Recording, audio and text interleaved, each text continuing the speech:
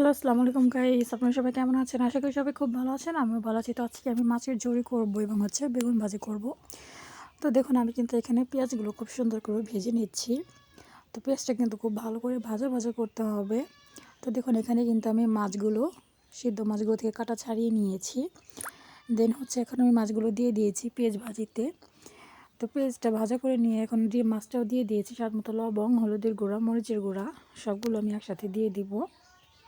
দিয়ে ভালো করে মাছটা একসাথে মিক্স করে নিতে হবে। তো এই মাছটা কিন্তু খুব ভাজা ভাজা করতে হবে, তাহলে কিন্তু খুব মজা লাগবে। তো তো এখানে আমি কতগুলো লেবুর পাতা দিয়ে দিব মাছের ঝুড়িতে। তো অনেকে পিপলটির পাতাও দেয়, কিন্তু আমি সব সময় লেবুর পাতাটাই দিই। কারণ আমি আমার মাকে সবসময় দেখছি মানে মাছের ঝুড়ি করলে লেবুর পাতাটা দেয়। তো লেবুর পাতা দিলে হয় কি অনেক সুন্দর একটা ঘ্রাণ আসে। তো দেখুন আমার কিন্তু মাছের ঝুড়িটা খুব সুন্দর ভাজা ভাজা করা হয়ে গেছে। তো এই মাছের ঝুড়িটা গরম ভাত দিয়ে খেলে কিন্তু খুবই মজা লাগে। তো দেখুন এখানে আমি কিন্তু কতগুলো বেগুন ভেজে নিয়েছি। তো আলহামদুলিল্লাহ আমার কিন্তু রান্নাটা হয়ে গেছে। তো আমি সম্পূর্ণ রান্না কিন্তু করে ফেলেছি। তো এর মাঝে কিন্তু আমি ডালটাও রান্না করেছি। তো সেটার কোনো ভিডিও স্ক্রিপ্ট আমি নিতে পারি নাই, তো সেই জন্য আমি এটা দেই নাই। তো এর আগেও আমি অনেকগুলো ডাউলের রেসিপি আমি এটা আপনাদের মাঝে শেয়ার করছি।